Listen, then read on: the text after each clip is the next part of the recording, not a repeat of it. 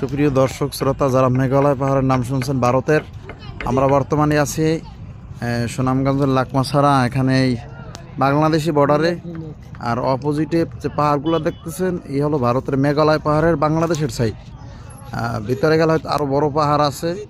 যত দূরে এরকম যাবেন, আমরা সামনে গেছি ঘুরতে, বড় বড় পাহাড় আছে এখানে। যা দেখতেছেন এটা ওই মেঘালয় পাহাড়ের একটা অংশ। অপর পাশেও নৌকা নিয়ে যাওয়া যায় ঘুরতে।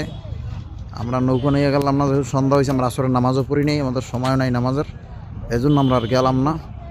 আমরা এখনই আমাদের যাত্রা বিরতি আজকের মতো করবো, নামাজ পড়বো। আমাদের বন্ধু বান্ধব এখানে অনেকে আছে, ভিডিও করতেছে, আপনাদেরকে আসার দাওয়াত রইল।